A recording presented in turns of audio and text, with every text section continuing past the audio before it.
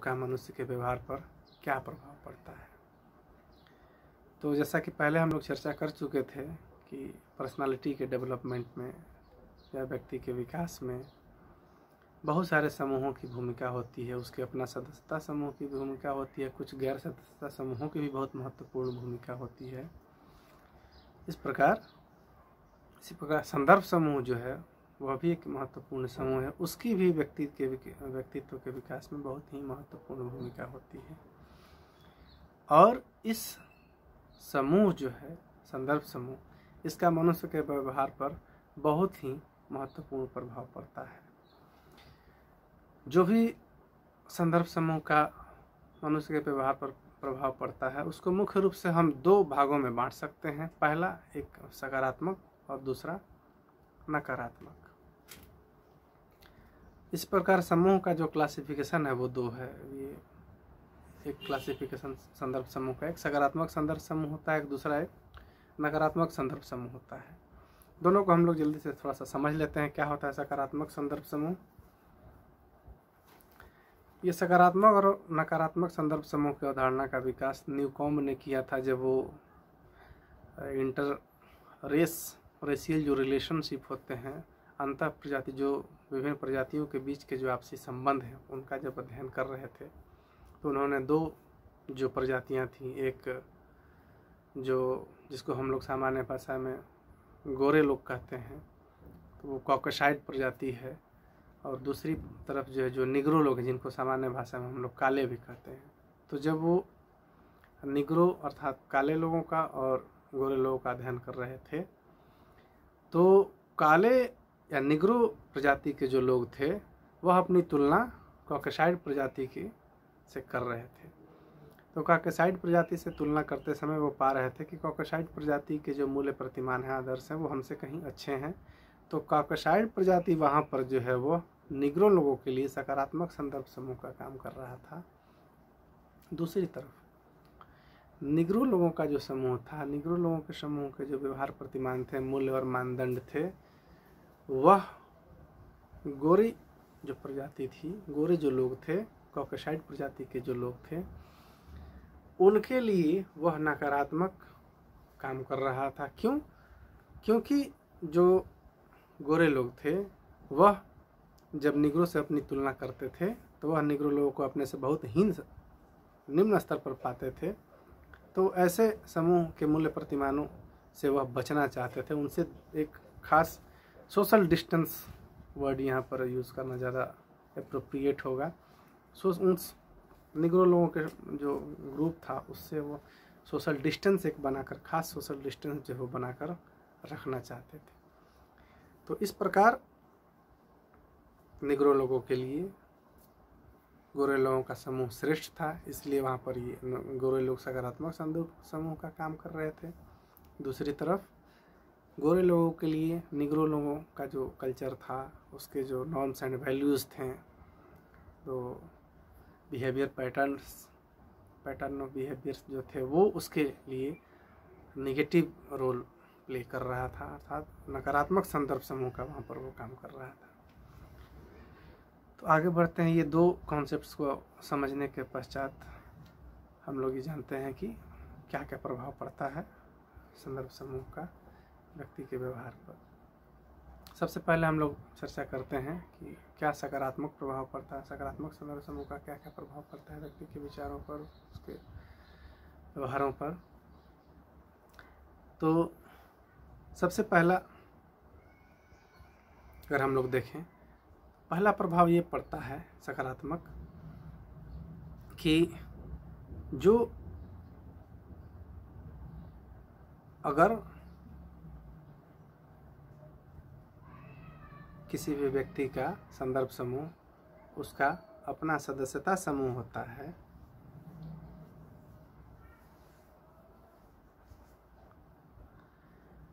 तो वह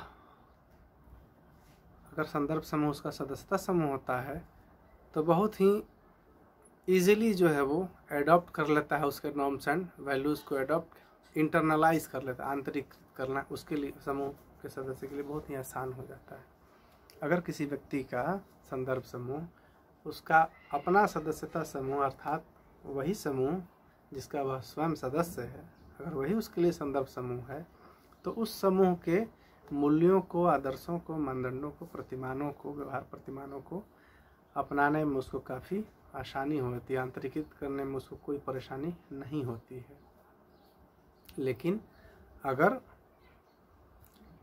संदर्भ समूह कोई गैर सदस्यता समूह है, अर्थात ऐसा समूह जिसका वह सदस्य नहीं है, तो जब व्यक्ति दूसरे उस गैर सदस्यता समूह के व्यवहार प्रतिमानों को अपनाता है तो वह तो उसके लिए वहाँ सकारात्मक काम करता ही है, लेकिन वैसी स्थिति में वह धीरे धीरे क्या होता है, अपने समूह जो उसका सदस्यता समूह के जो मूल्य प्रतिमान है उससे कहीं ना कहीं वो विचलित होता है, डेविएट होता है, एक विचलन की स्थिति वहाँ पर उसमें आ जाती है। तो सकारात्मक प्रभाव यहाँ पर ये पड़ता है कि अगर सदस्यता समूह है तो बहुत आसानी से, बहुत जल्दी उसके मूल्य प्रतिमानों को वह आंतरिकृत कर लेता है, इंटरनलाइज कर लेता है। एक और प्रभाव यह है, सकारात्मक प्रभाव, कि संदर्भ समूह स्थिति जो है, संदर्भ समूह परिस्थिति जो है किसी भी व्यक्ति के जीवन में या समूह के जीवन में सामाजिक गतिशीलता उत्पन्न करती है। सामाजिक गतिशीलता यह कैसे उत्पन्न करती है? वही स्वरूप में सामाजिक गतिशीलता उत्पन्न करती है कि व्यक्ति जिस समूह का सदस्य बनना चाहता है उसके मूल्यों, मानदंडों, आदर्शों को कहीं ना कहीं वह श्रेष्ठ समझता है, और जैसे ही संदर्भ समूह में उसकी एंट्री हो जाती है वह उस समूह का सदस्य बन जाता है। जब संदर्भ समूह किसी व्यक्ति का सदस्यता समूह ही बन जाता है, उस संदर्भ समूह का व्यक्ति सदस्य बन जाता है, तो जो उसकी स्थिति थी पहले जो कि निम्न थी और संदर्भ समूह की स्थिति उच्च थी, तो वह उच्च समूह हुआ, उच्च स्थिति वाले जब समूह का सदस्य बन जाता है तो उसके स्टेटस में चेंज हो जाता है, वह स्टेटस उसकी अपवर्ड डायरेक्शन में बदल जाती है। वर्टिकल मोबिलिटी इसको हम लोग कहते हैं, तो वर्टिकल मोबिलिटी उसमें हो जाती है। सामाजिक गतिशीलता को हम लोग भारत के संदर्भ में बहुत आसानी से दो जो एग्जाम्पल्स हैं, दो कॉन्सेप्ट्स जो है वो, दो प्रोसेसेस जो है उनके माध्यम से हम लोग समझ सकते हैं। पहला एक संस्कृतिकरण और दूसरी पश्चिमीकरण। दोनों ही अवधारणाएं एमएन भारतीय समाजशास्त्री एमएन श्रीनिवास के द्वारा विकसित की गई हैं।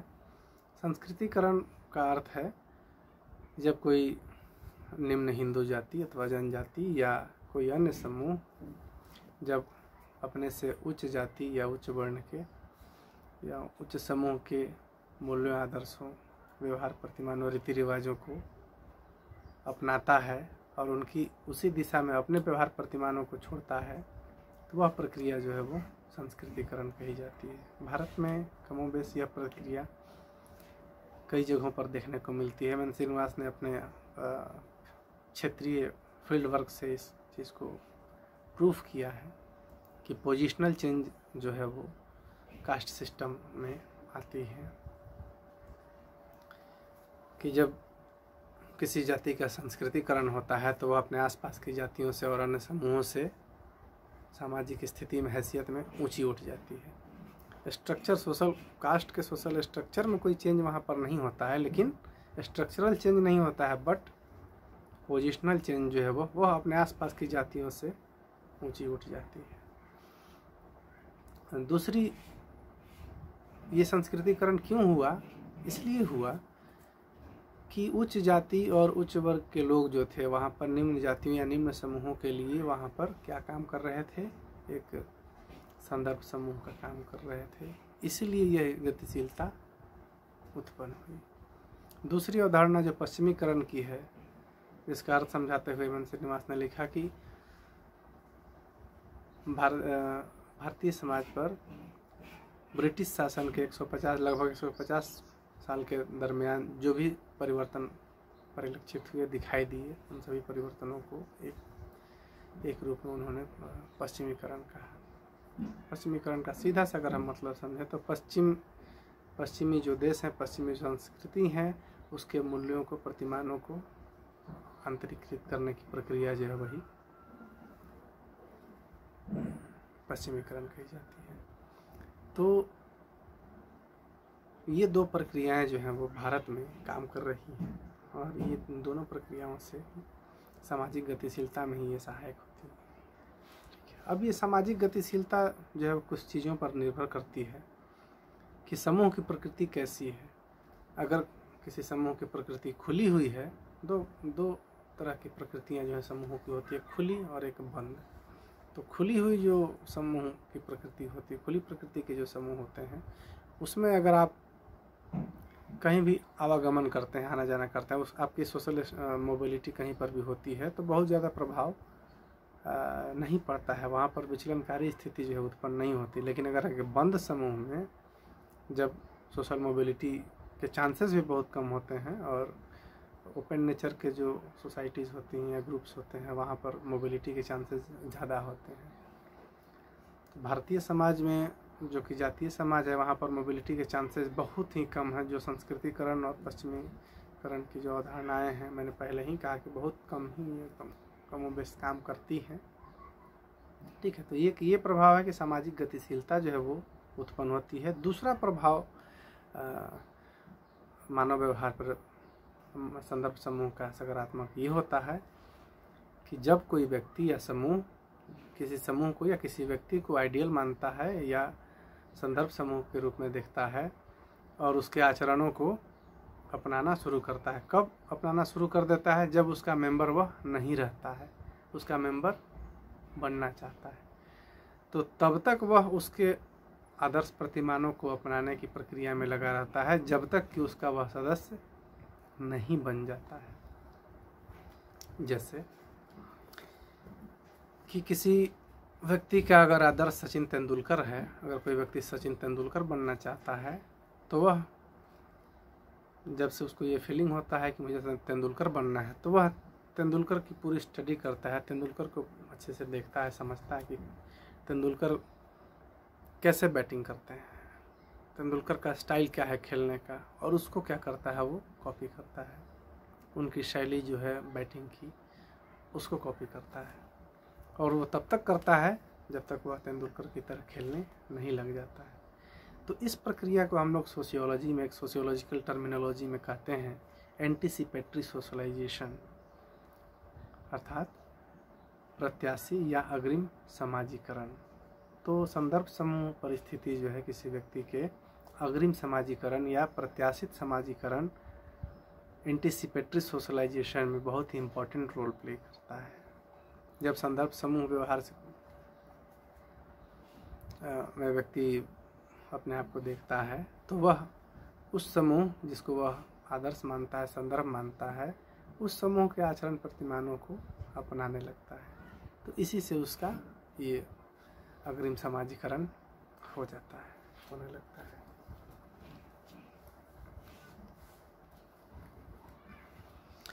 इसी दरमियान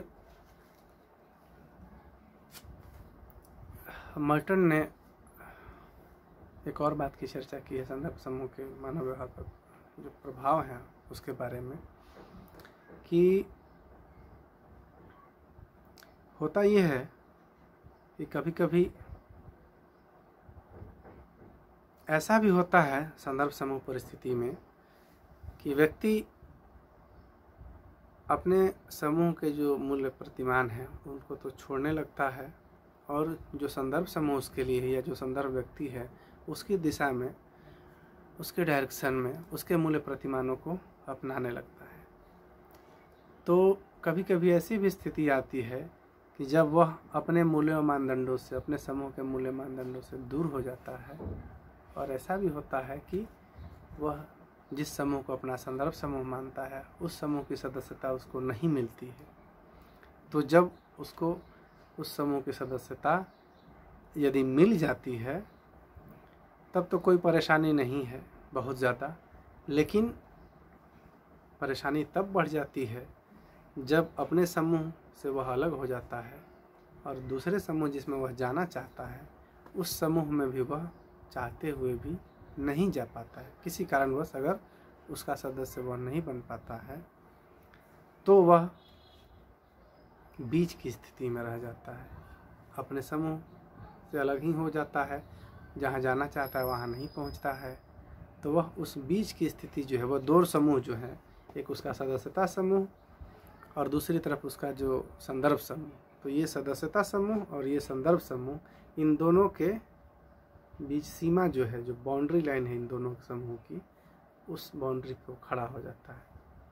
तो ऐसे व्यक्ति या समूह को हम लोग सीमांत समुदाय, मार्जिनल कम्युनिटी, अगर कोई समूह या समुदाय है, अगर संदर्भ समूह, तो वहाँ पर अगर ये समूह के रूप में होता है तो उसको हम लोग मार्जिनल कम्युनिटी कहते हैं, सीमांत समुदाय कहते हैं। और अगर कोई व्यक्ति यह होता है तो उसको हम लोग मार्जिनल मैन कहते हैं। ये मार्जिनल मैन या मार्जिनल कम्युनिटी वह कम्युनिटी है या वह व्यक्ति है जो इन दो समूहों में से अपने सदस्यता समूह या फिर संदर्भ समूह, दोनों में से किसी समूह का सदस्य नहीं होता है। ऐसे व्यक्ति को या ऐसे समूह को हम सीमांत समूह, सीमांत समुदाय या फिर सीमांत मानव कहते हैं। इस कॉन्सेप्ट को डेवलप करने का श्रेय जो है वो जाता है अमेरिकन समाजशास्त्री रॉबर्ट पार्क को और स्टोनक्विस्ट को। ईवी स्टोनक्विस्ट, इन दोनों ने ही मिलकर इस टर्म को क्वाइन किया था, मार्जिनल मैन के कॉन्सेप्ट को डेवलप किया था। बाद में रेफरेंस ग्रुप के कॉन्सेप्ट में मर्टन ने उसको यूज़ किया। 1926 के आसपास जो है वो दोनों, स्टोनक्विस्ट और रॉबर्ट पार्क, दोनों की स्टडी थी।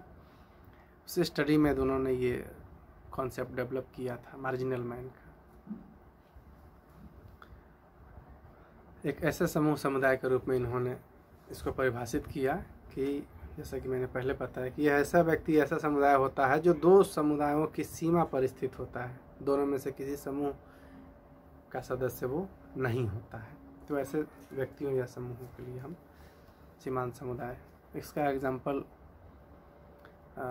इंडियन क्रिश्चियन कम्युनिटीज़ जो हैं हमारी, वो हम लोग देख सकते हैं, या जो धर्म परिवर्तन करते हैं लोग। तो इंडियन हमारी क्रिश्चियन कम्युनिटी जो है वो जो कि पहले हिंदू थी, तो उन्होंने धर्म परिवर्तन कर क्रिश्चियनिटी को अडॉप्ट कर लिया। लेकिन जो क्रिश्चियन कंट्रीज जो हैं, जो वेस्टर्न कंट्रीज हैं जहाँ पर क्रिश्चियनिटी ज़्यादा है, तो वो